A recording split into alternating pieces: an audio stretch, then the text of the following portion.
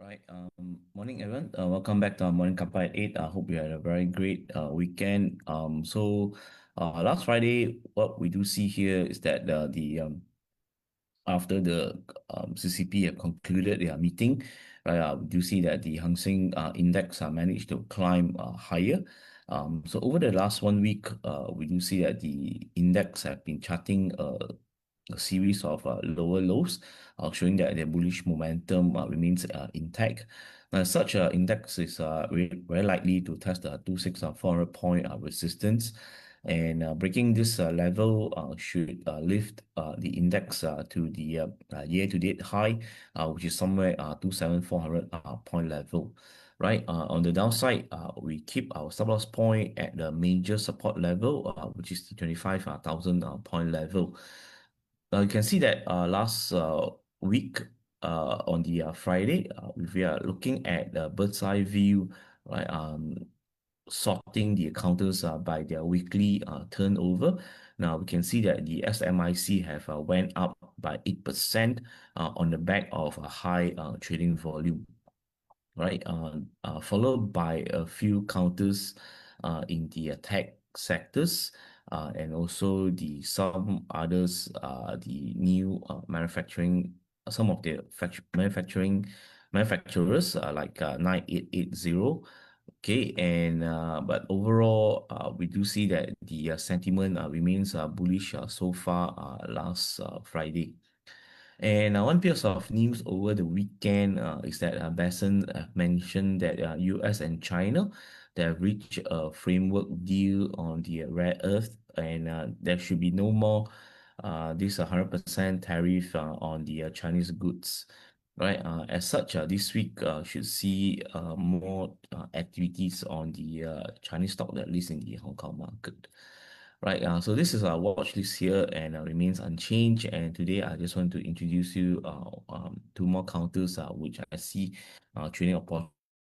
The Horizon Robotics 9660, pending breakout of the N9 Hong Kong dollar. So if breakout happen, Horizon Robotics will be climbing towards 9 Hong Kong dollar 80 cents, followed by 10 Hong Kong dollar 50 cents.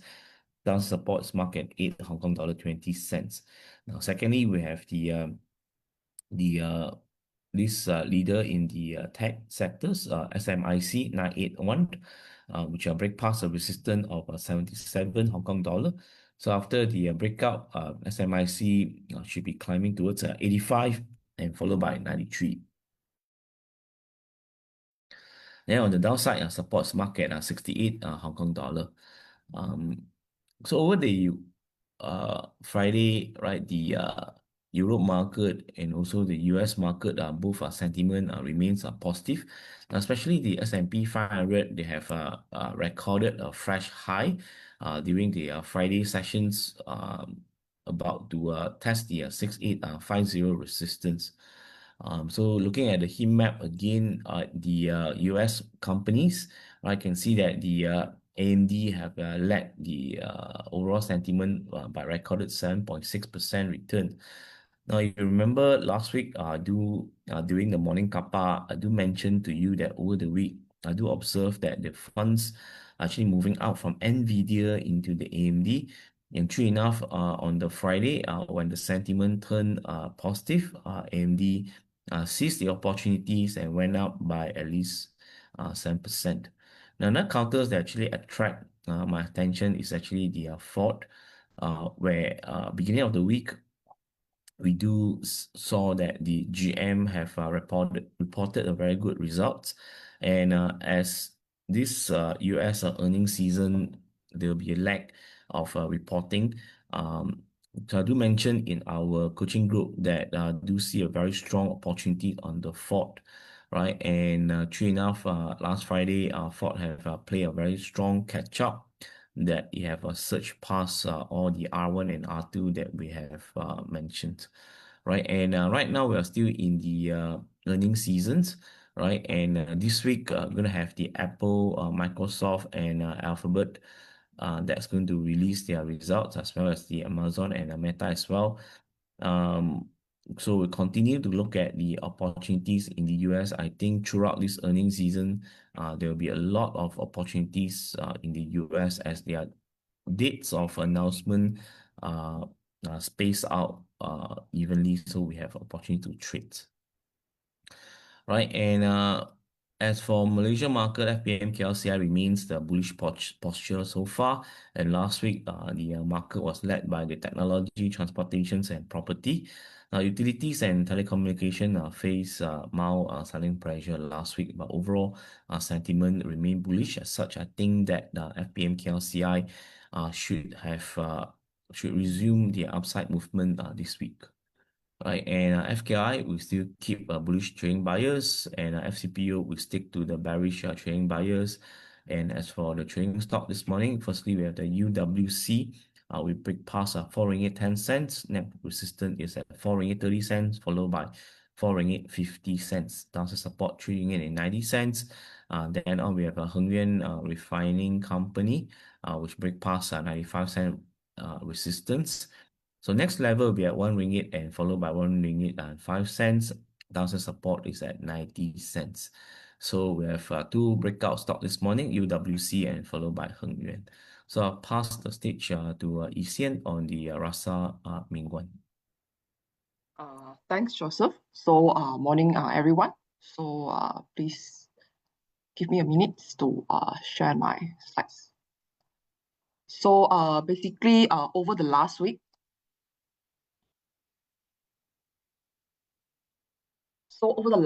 we have seen that the risk sentiment index is still heading towards the south. So, but we think that the reversal may be on the cut.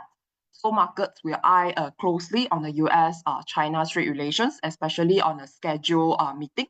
So on 30 October between President Trump and Xi. So we do expect that topic such as China rare earth trade, so buying of US soybeans and rhetoric surrounding the future trade restriction to be raised during the meeting. So any constructive outcomes leading to tension de-escalation will help the risk appetite. So while revisit the detrimental triple-digit tariff may be detrimental. However, we do see some good news. So, following the US and China top official strict talks in Malaysia, as briefed by Joseph earlier on, where the US Treasury Secretary Scott Benson so do mention that. So, the US has eliminated the threat of Trump's 100% tariff on China imports starting on November 1st. So we do hope that to see some reversal in market sentiment soon. So especially following the trade talks between President Trump and also Xi. So risk appetite for this week may also be affected by the expected US Fed rate cuts on 30 October. We do expect to see that there is one US Federal Fund rate cut by 25 basis points on 30 October. Stock pricing pencil a rate cut in line with the latest FOMC minutes, which cited most participants judge that it likely will be appropriate to ease the policy further over the remainder of the year. So separately, we expect the Bank of Japan, Bank of Canada, and also ECB to stay pat at their respective rates over this week. So on China end, we have also seen the release of third quarter GDP for China over the last week, so where the GDP growth has actually slowed to 4.8% in the third quarter, so led by a slowdown in tertiary and secondary industries. So the secondary industries in China actually made out of mining, manufacturing, construction, and utilities, while the tertiary industry in China economy refer to services, transportation, finance, and real estate. So momentum on a QoQ basis has slowed as well for the secondary and primary sectors. So except for the tertiary and secondary sectors, except for the primary industries. So on the China end, so we do see that other key indicators for China, such as in September, such as retail sales and industrial production has exceeded the market forecast for now, although the fixed asset investment growth contracted unexpectedly, led by a slump in private investments, which contract by 3.1% against the state-owned investment of 1%. So on the other hand, on Malaysia, we have also seen the release of Malaysia inflation for the month of September over the last week, where the CPI inflation actually came in at 1.5%, which is higher than August print of 1.3%, and also Bloomberg consensus and our in-house projection of 1.4%. So due to the continued upsides from the personal cares segment. So however, due to lower than expected year-to-date inflation, which actually came in at 1.4% for the first 9 months of the year, and substantially below our initial full-year projection of 1.6% for the full year of 2025.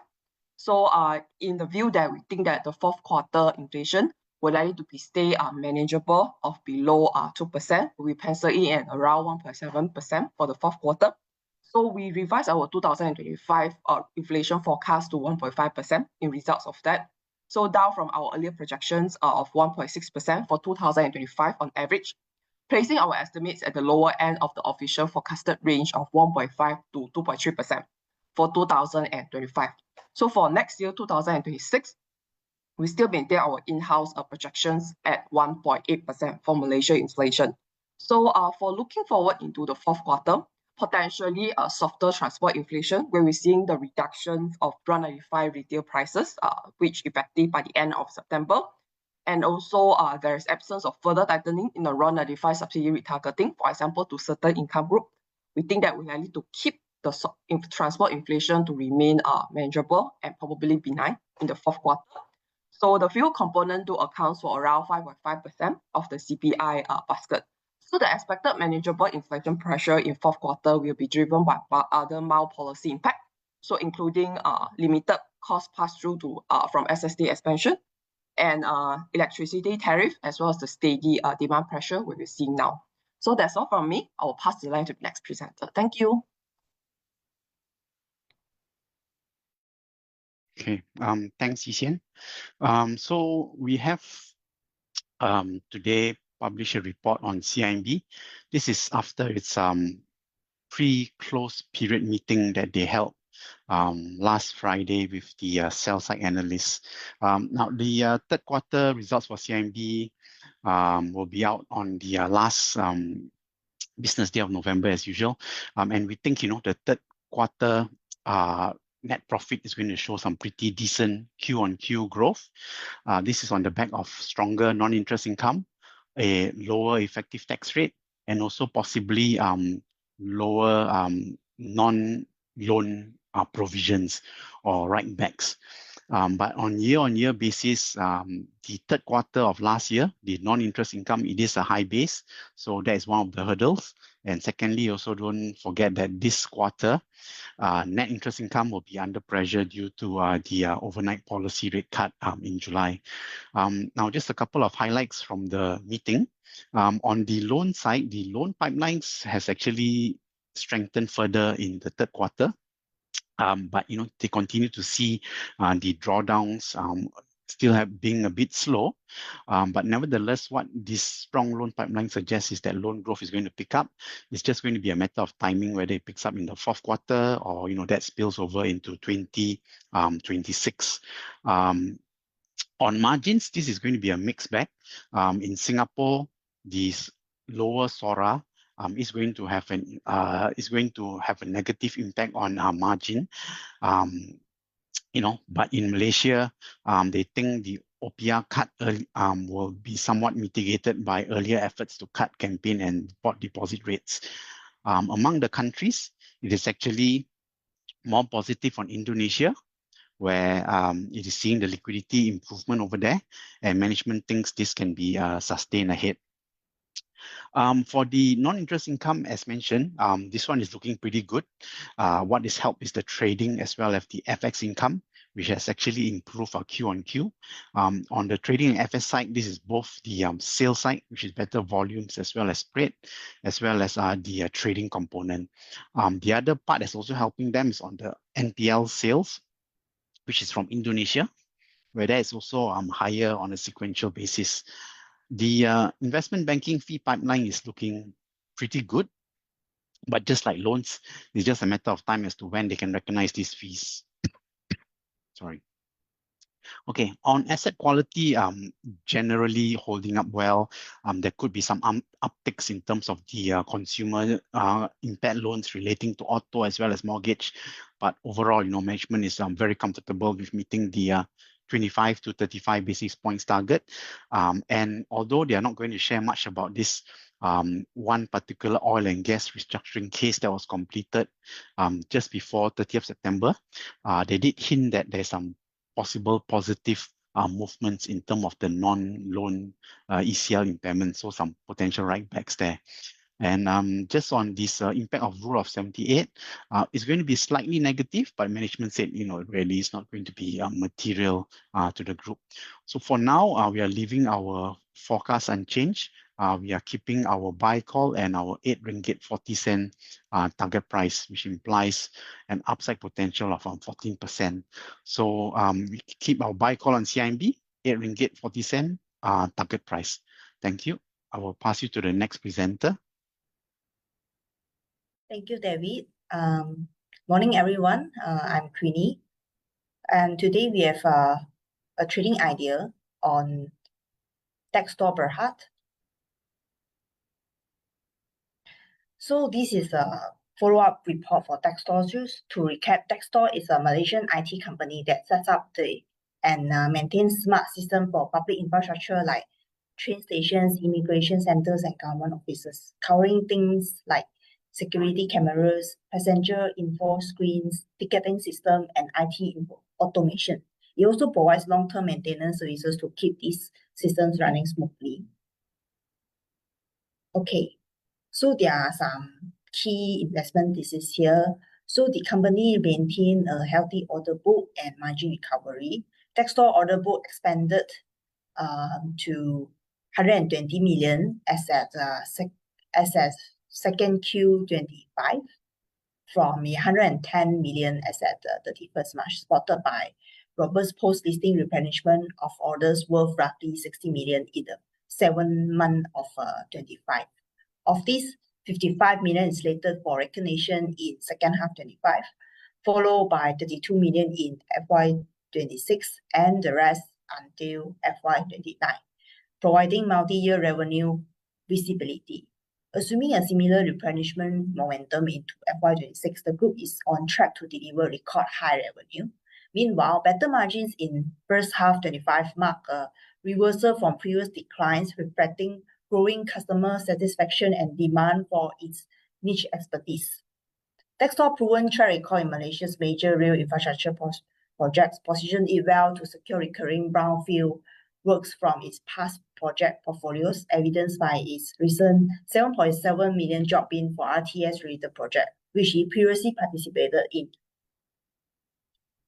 And another key things to highlight will be its record high tender book reinforces growth outlook. So Techstore tender book has more than double Q on Q from first Q of 772 million to second Q of 1.7 billion, reflecting strong traction in both rail and public sector ICT opportunities. Roughly half of the tenders are tied to mega rail infrastructure projects, including Prasarana Networks in Klang Valley, some of which could exceed the value of its largest secure project to date, which is 77 million LRT3 automated fare correction contract secured last year. The group continues to expand its service scope within ongoing national projects such as LRT3 and RTS, while new catalysts include the MRT3 project approved in July 2025 and upcoming large-scale opportunities in Johor and Penang. One key thing to note will be its recurring income helps to build its earning stability. So in second Q25, Techstore recognized 1.1 million in PBT under its other income from a long-term leasing contract running until 2029, accounting for about 30% of its quarterly PBT. As at 30 June, unbilled finance lease receivables stood at about 30 million, ensuring multi-year income visibility. With nearly half of its tender book coming from public sector contracts, management is actively pursuing similar leasing-based opportunity to further strengthen recurring revenue beyond the current 30% contribution. Okay. Of course, key downside risk for the earnings will be failure to replenish order book, delay in projects, slowdown in real and public sector project flow. Okay, so from its order book and tender book, and assuming 20% win rate on its tender book, we have come up with a earnings CAGR of the 27% for the next 3 years. Okay. So all in all, budget 2026, 12 billion allocation for new rail lines, upgrades and government technology, digital initiative bodes well for Techstore growth prospects. Its tender book has surged to 1.7 billion, which is more than double from its usual tender book amount, reflecting strong traction in rail and public sector opportunities. The groups, we also expect busier jobs awards towards the year end or first Q of 2025 as its client tend to utilize its budget towards the year end. So the group's strategic push to lift recurring income beyond the current 30% enhances its long-term earnings resilience too. Trading at just 11 times FY26F and 9 times FY27F PE, Techstore remains one of the most undervalued system integrators among its peers. So we ascribe 16 to 21 times PE range to its FY25F earnings. This is because we typically ascribe this range to the IT system integrator that we have used to cover. Okay. For example, we ascribe 21 times to CloudPoint, okay, which is also one of the system integrator listed on Rasa. So with that valuation, we come up with a fair value of 40 cents to 52 cents, which imply 50% upside, 50 to 96% upside from its current latest closing price of 26.5 cents. Okay, that's all from me. We will end today's morning kappa session, and I hope to see you guys again tomorrow. Thank you.